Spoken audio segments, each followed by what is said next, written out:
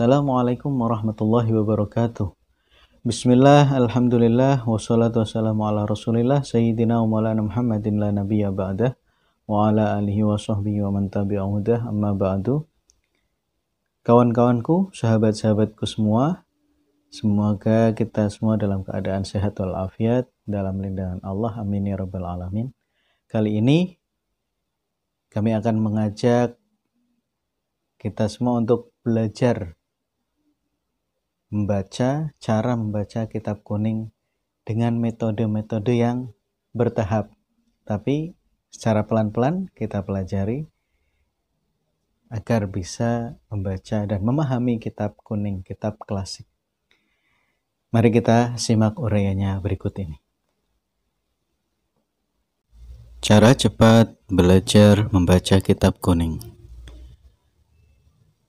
Uraian ini kita ambil dari kitab Al-Jurumiyah. Mari kita memulai belajar Al-Jurumiyah agar cepat bisa membaca kitab kuning.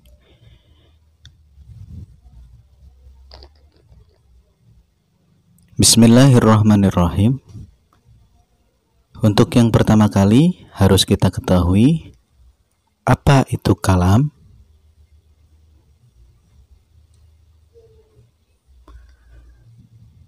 Disebutkan di kitab Al-Jurumiyah, al-kalamu huwa al-lafdhu al-murakabu al-mufidu bil wad'i. Kalam adalah lafadz yang tersusun yang berfaedah dengan bahasa Arab dan diucapkan dengan sengaja. Contoh dari kalam seperti lafadz qoma zaidun dan zaidun qaimun. Keduanya sudah termasuk kalam karena sudah memenuhi unsur lafadz, murakab, mufid, dan wadha'. Qoma zaidun ini termasuk lafadz. Lafadz adalah suara yang mengandung huruf hijaiyah. Kita lihat sendiri, qoma zaidun, qaf, alif, mim, zai, ya, dan dal. Itu sudah merupakan lafadz. Yang kedua adalah murakab. Qoma ini kalimah fi'il, zaidun ini fa'il. Jadi sudah tersusun dari fi'il dan fa'il. Ini namanya tarkib fi'liyah. Susunan fi'il dan fa'il. Yang kedua zaidun qaimun. Sudah termasuk lafadz, sudah murakab. Ini ada mubtada zaidun utawi zaid, qaimun itu yang berdiri. Kemudian berfaedah. Jadi al-mufid di sini disyaratkan yahsunu as-sukutu, bagusnya diamnya pembicara dan pendengar.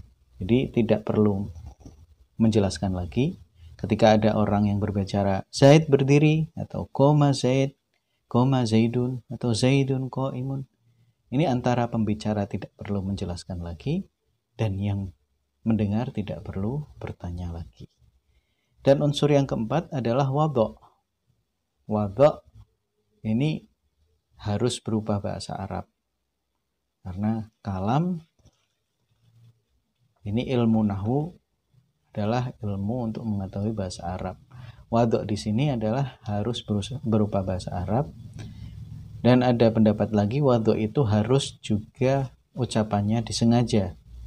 Jadi ketika ada lafadz yang diucapkan dengan huruf hijaiyah dan tersusun berfaedah tapi tidak diucapkan dengan sengaja, diucapkan oleh orang yang ngelindur, orang yang sedang dalam keadaan tidak sadar, ini berarti bukan kalam. Atau mengandung huruf hijaiyah tapi tidak murokab dan tidak berfaedah, seperti lafaz dum, mercon berbunyi dum gitu. Ini bukan kalam. Jadi yang dinamakan kalam harus berupa lafaz, berfaedah, tersusun, dan disengaja dari bahasa Arab.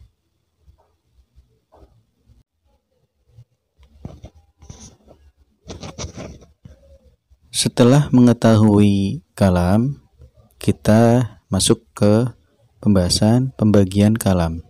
Ada berapa dan apa saja pembagian kalam?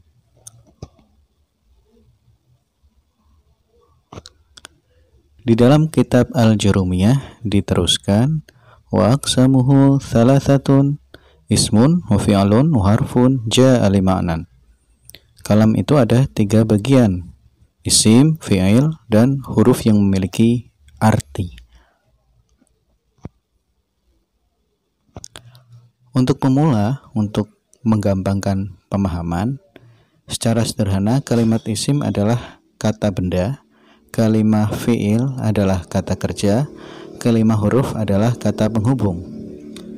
Akan tetapi, menurut pengertiannya, kalimat isim adalah kalimatun dalat ala makna fi nafsiha walam taktarin bisamanin wad'an. Kalimat yang menunjukkan makna dengan sendirinya tanpa membutuhkan lafaz lain dan tidak disertai dengan zaman secara wadho'. Wadho' itu asal peletakannya. Dan kalimat fi'il secara pengertian nahwunya adalah kalimatun dalat ala makna fi nafsiha muqtaronan bi ahadil azminati ats-tsalatsah wad'an. Kalimat yang menunjukkan makna dengan sendirinya dan disertai dengan salah satu dari 3 zaman, yaitu madhi, hal, dan istiqbal secara wadho' atau asal peletakannya. Dan kalimat huruf adalah kalimatun dalat ala makna fi ghairiha walam taktarin bizamanin. Kalimat yang menunjukkan makna dengan membutuhkan kalimat lain dan tidak disertai dengan zaman. Kita bahas contoh-contohnya. Apa saja ciri-ciri kalimat isim?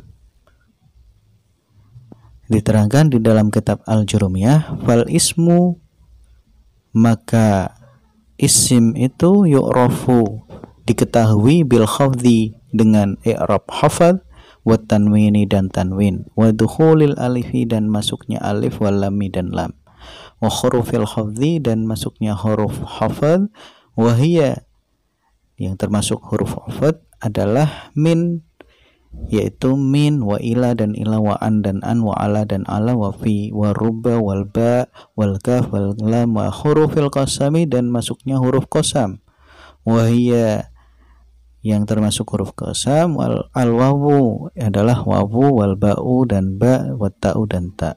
Isim itu diketahui atau dikenal dengan khafad, tanwin, kemasukan alif lam dan huruf hafad.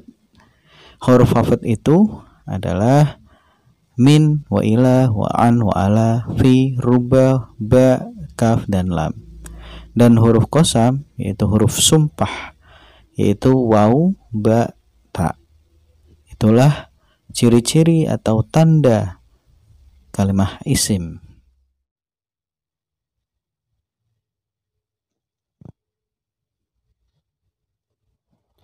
Contoh kalimat isim yang pertama, ghulamu Zaidin, punokawane Zaid atau ghulamnya Zaid. Zaidin ini adalah kalimat isim dengan ciri-ciri khafad, yaitu ber-i'rab jar. I'rab jar ada kalanya dengan menjadi mudhof ilaih. Zaidin di sini merupakan mudhof ilaih dari kata ghulamu. Ghulamu Zaidin, ghulamnya Zaid.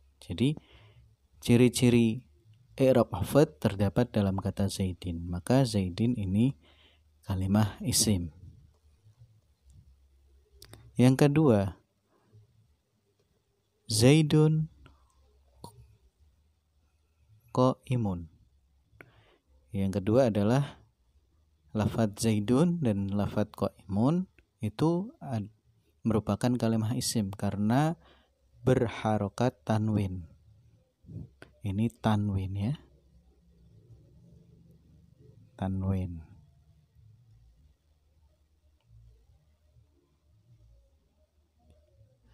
Ciri-ciri yang lain selain hafad yaitu tanwin. Yang ketiga, contoh kalimat isim yang ketiga adalah al-madrasatu. Al-madrasatu di sini ciri-cirinya adalah kemasukan alif dan lam. Al. Jadi kalimat isim salah satu cirinya adalah kemasukan al. Al-madrasatu. Maka lafadz madrasah ini merupakan kalimah isim. Yang keempat adalah fil masjidi. Fil masjidi, masjid ini selain kemasukan al, dia juga kemasukan huruf jar. Seperti tadi kita baca, huruf jar itu ada min, ila, an, ala, fi, ruba, itu salah satunya adalah fi. Fi di sini memasuki kalimah isim al-masjidi. Ini adalah ciri-ciri kalimah isim. Sekarang kita masuk pada ciri-ciri kalimah fi'il. Apa saja tanda atau ciri-ciri kalimah fi'il? Diteruskan dalam uraian kitab Al-Jurumiyah. Wal fi'lu yu'rafu biqad was-sini wa sawfa wa ta'i ta'nis as-sakinati. Wal fi'lu dan kalimah fi'il itu yu'rafu diketahui, dikenal, biqad dengan masuknya qad, wasin dan sin, wasaufa dan saufa, wa ta'i ta'nisi dan tak yang menunjukkan makna ta'nis, as-sakinati yang disukun. Fi'il itu dikenal dengan huruf atau dengan ciri-ciri huruf qad, sin, saufa dan tak ta'nis as-sakinah atau tak ta'nis yang mati. Contoh kalimat fi'il seperti lafadz Zaidun qad qama. Lafadz koma di sini itu bisa kemasukan penanda fi'il atau ciri-ciri kalimat fi'il yang berupa lafadz qad. Maka koma di sini adalah kalimat fi'il. Kita bisa mengetahui koma merupakan kalimat fi'il karena bisa kemasukan qad. Zaidun, Zaid, qad koma, sungguh setelah berdiri. Yang kedua, Zaidun qad yakumu. Zaidun, Zaid, qad koma, terkadang berdiri. Kita lihat lafadz yakumu di sini. Ini kita bisa mengetahui bahwa yakumu adalah kalimat fi'il karena kemasukan qad. Dan qad ini ketika masuk kepada fi'il madhi yaitu koma, dia bermakna takkid, yaitu sungguh berdiri. Tapi ketika masuk kepada fi'il mudhari yaitu yakumu, ini bermakna taklil, terkadang berdiri.